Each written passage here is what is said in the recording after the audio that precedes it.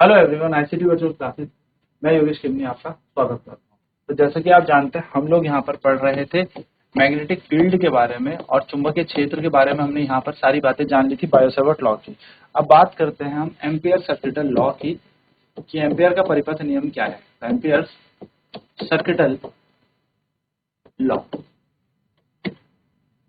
देखो ampere circuital law जो है, ये जैसे गॉस थ्योरम था ना इलेक्ट्रोस्टैट में, तो गॉस थ्योरम क्या कर रहा था, हमारे लिए काफी चीजें आसानी कर दे रहा था। जो एप्लीकेशन थी वो बहुत इजी कर रहा था। ऐसे एम्पियर सर्किटल लॉ भी हमारे लिए क्या करेगा, बायो-सावर्ट लॉ की जो भी हमारे पास एप्लीकेशन है उनको थोड़ा इजी कर देगा, या मैं कह सकता हूँ उनको थोड़ा शॉर्ट में निकाल लेंगे।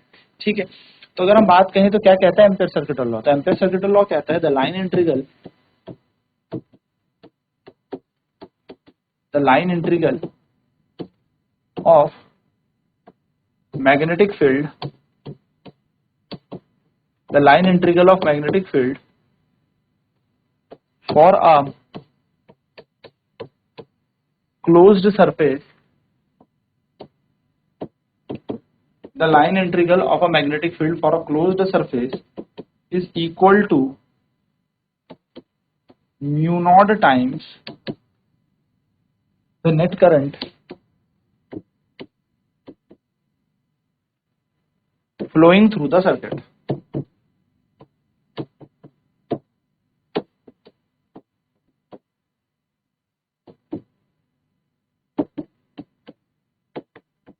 यानी कि किसी क्लोज्ड सरफेस पे जो मैग्नेटिक फील्ड का लाइन इंटीग्रेशन होता है वो म्यू नॉट आई के बराबर होता है। ये हमारे पास एम्पियर का परिपथ का नियम आ गया, जहां पर म्यू नॉट का मतलब हमें पता ही है, permeability of free space, permeability of free space होता है। आई का मतलब होता है करंट, वी का मतलब मैग्नेटिक फील्ड से है यहाँ पर,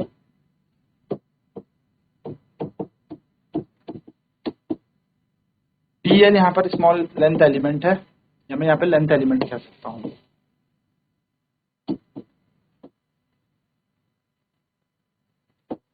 ठीक है, तो ये हमारे पास बी डॉट डी एल की वैल्यू, ये हमारे पास एम्पियर सर्किटल।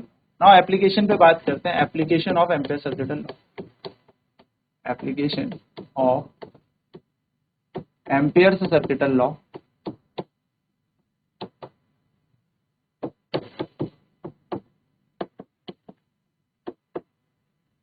यानी कि एम्पियर परिपथ के नियम के अनुप्रयोग, एम्पियर परिपथ के नियम अनुप्रयोग।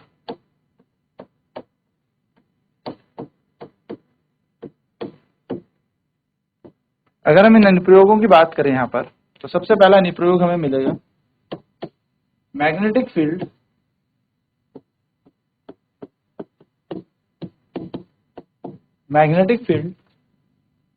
due to, क्या बोलूं, magnetic field at the center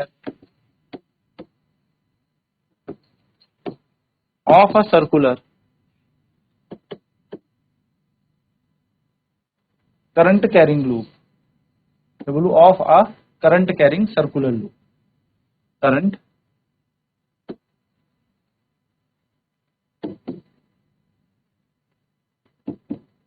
carrying circular loop।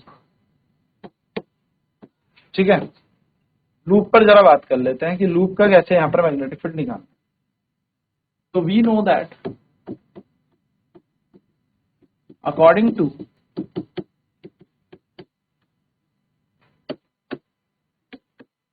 Ampere circuital law,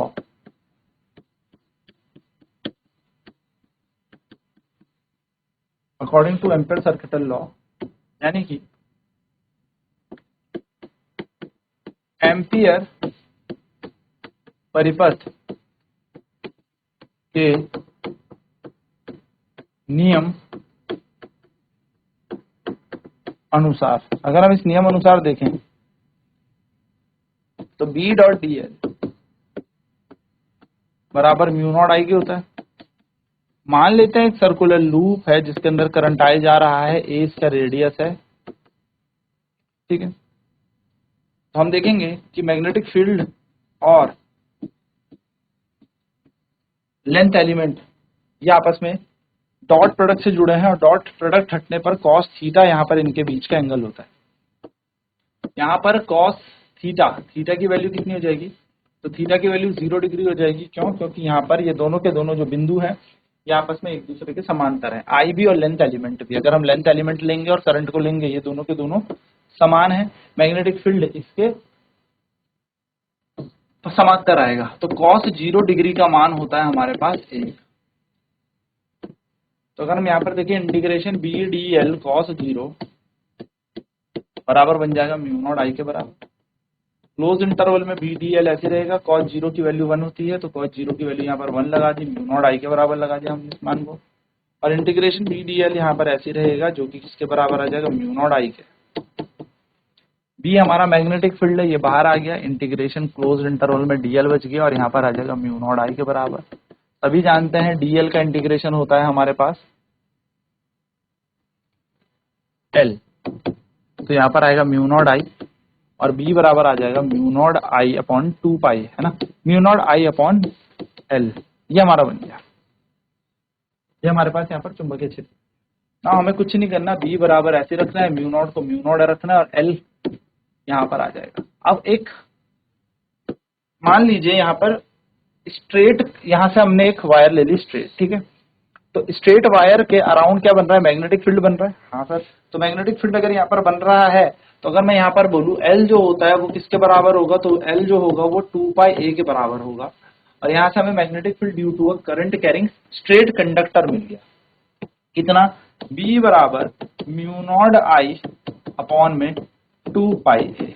तो हम क्या कह सकते हैं कि जो मैग्नेटिक फील्ड, इस डेरिवेशन की हेडिंग थोड़ी सही कर लेना, करंट कैरिंग स्ट्रेट कंडक्टर होगा। हाँ, current carrying straight conductor,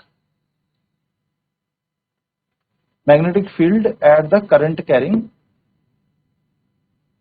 due to current carrying straight conductor. अब यहां पर ठीक है, स्ट्रेट कंडक्टर, ठीक है। तो चुंबकीय क्षेत्र हम निकाल रहे किसी धारावाही सीधे चालक से, तो सीधे चालक से हमें मिल जाएगा B बराबर mu not I upon 2 pi A. तो हम यहाँ पे बोलेंगे magnetic field due to a current carrying straight conductor, straight यानी कि सीधा,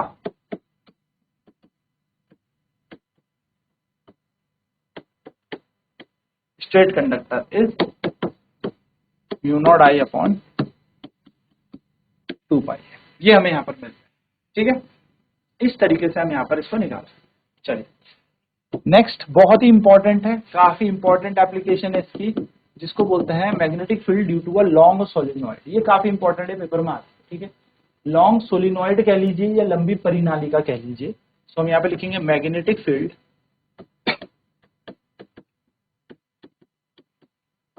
due to a long straight solenoid, यानी कि एक लंबी परिनालिका के द्वारा चुंबकीय क्षेत्र, ठीक है। तो लंबी परिनालिका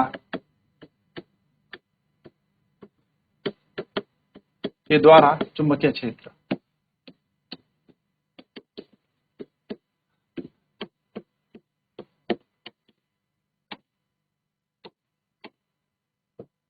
ये एक लंबी सी परिनालिका है, लंबाई का नाम दे देते हैं ए बी सी डी, और यहां पर हमारा चुंबकीय क्षेत्र जा रहा है। इसको थोड़ा सा ऊपर बनाते हैं, ए बी सी और D,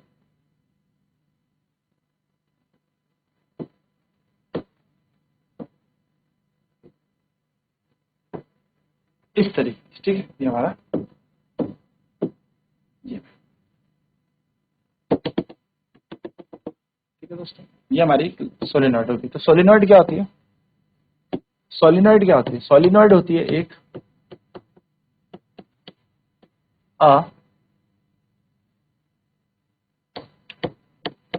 helical structure made by winding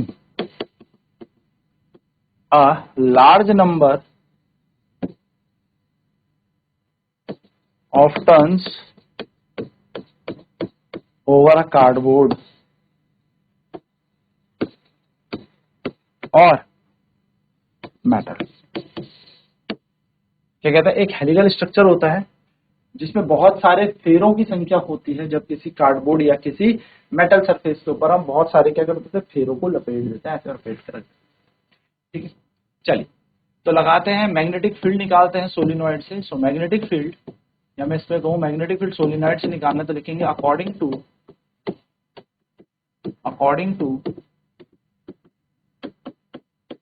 amperes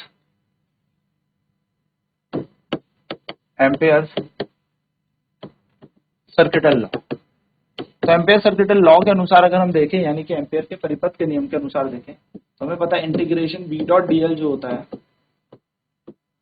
वो म्यू नॉट आई के बराबर होता है। इसको इक्वेशन 1 मान लेते हैं, वेयर आई, जहां पर आई जो है वो नेट करंट है, यानी कि परिपथ में प्रवाह करने वाली कुल धारा है। चलिए हम लिखते हैं mu not be dot D L को हम कैसे लिख सकते हैं? देखो क्लोज इंटरवल में है, तो बी डॉट डी एल यानी कि लाइन इंटीग्रल जो निकलेगा वो निकलेगा B dot D L A से बी तक plus integration B dot D L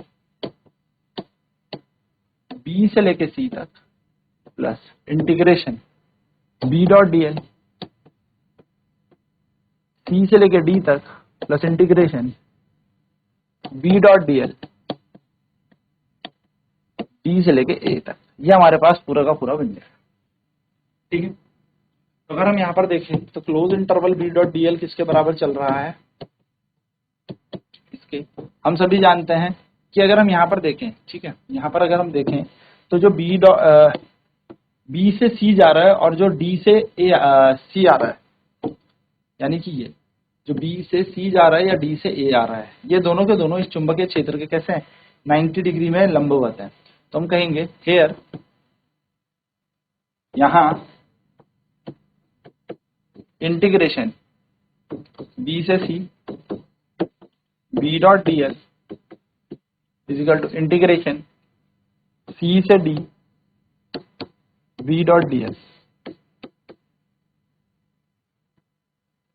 और डी से ए होगा, डी से A B dot D l, ये 0 के बराबर है। क्यों? क्योंकि हेयर एंगल बिटवीन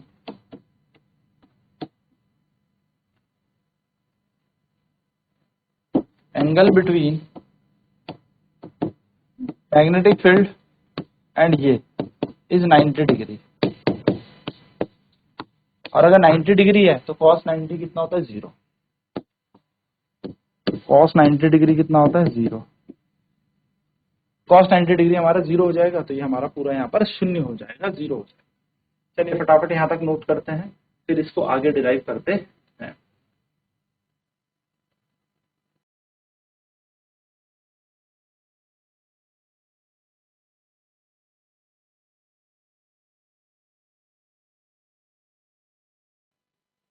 तो हमने देखा integration B dot D l close interval के लिए क्या था? ए से B B dot D L, B से C B dot D L, C से D B dot D L, और ए से B B dot D l, यानी कि हर जगह हमारे पास इंटीग्रेशन में करना है। तो यहाँ पर हमारे पास बी से C B dot D L और डी से ए जो बी डॉट डी एल है वो 0 के बराबर है।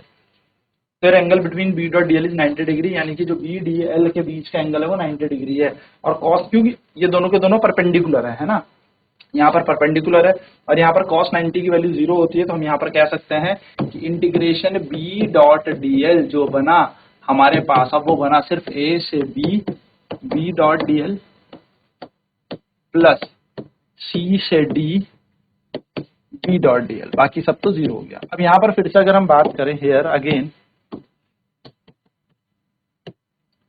जो इंटीग्रेशन C से D B डॉट DL गया है ये भी किसके इक्वल है, जीरो, क्योंकि जो CD पॉइंट है ये बहुत दूर है मैग्नेटिक फील्ड से, as length CD is away from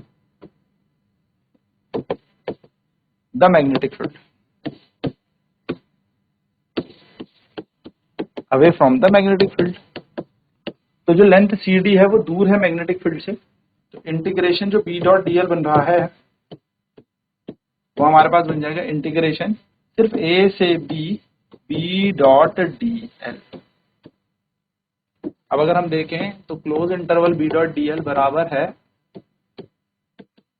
B DL cos theta A से B, और थीटा की वैल्यू यहाँ पर 0 डिग्री है क्योंकि A और B पैरेलल है, as length AB is parallel to magnetic field.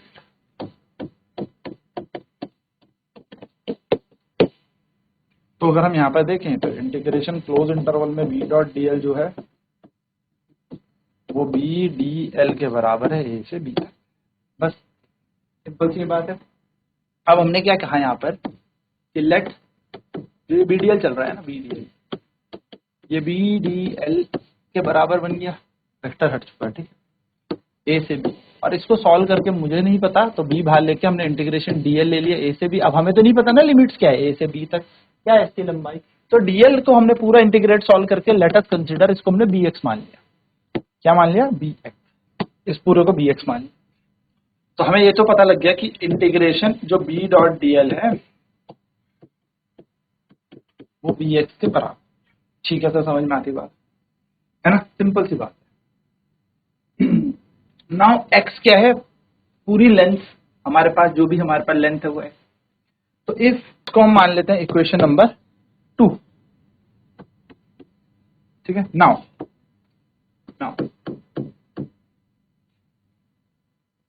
अगर हम देखें, नाउ अगर हम बात करें यहां पर कि नाउ हम जानते हैं हमारे पास I हमारे पास नेट करंट है ना, तो let I not be the current in one turn, एक टर्न के पास कितना करंट है I नॉट, देन अगर हम देखें then total current in n number of turns,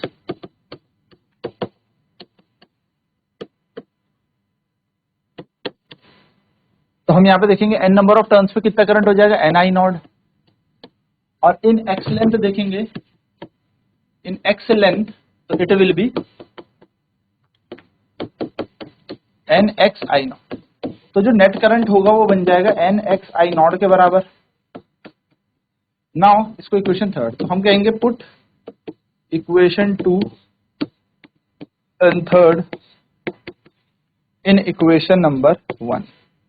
हमारी इक्वेशन नंबर 1 क्या थी, इंटीग्रेशन B डॉट DL बराबर म्यू नॉट I, इसकी जगह हमने निकाल लिया था BX, और ये पूरा निकाला हमने म्यू, और I की वैल्यू निकाली NXI नॉट, तो x से x गया, B बराबर आ जाएगा म्यू नॉट NI नॉट, जहां पे n का मतलब होता है नंबर ऑफ टर्न्स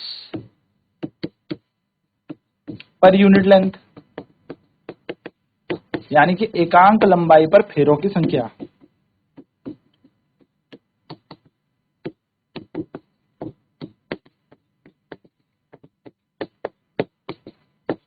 एकांक लंबाई पर फेरों की संख्या, तो यह हमारा बन गया सोलेनॉइड का magnetic field mu naught NI,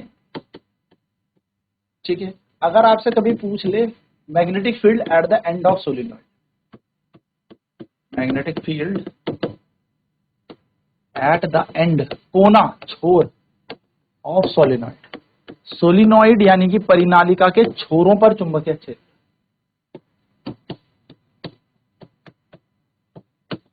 परिनालिका के छोरों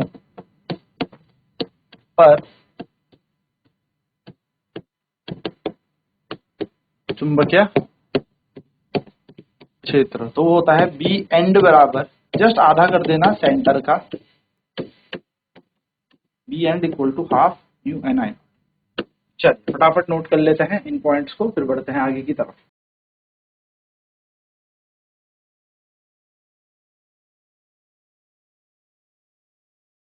तो बेसिकली नॉर्मली हमारे पास यहाँ पर है, अब हमने बी एक्स इस पूरी लंबाई को माना, हमने कहा हर एक लंबाई पे एन नंबर के फेरे हैं और आई नॉट उस पर धारा दौड़ रही है, तो अगर हम पूरा देखेंगे तो ये मैग्नेटिक फील्ड बन जाएगा बी बराबर mu not an I not, और अगर हम छोर पे बात करें यानी कि कोनों पर बात करें तो half mu not an I not, ये हमारे पास मैग्नेटिक फील्ड होता है। अब नेक्स्ट क्लास में बात करेंगे हम लोग इस पे प्रश्न पर, और फिर जानेंगे force on a charge particle in magnetic field, यानी कि किसी आवेशित कण पर चुंबकीय क्षेत्र द्वारा कितना बल लगता है।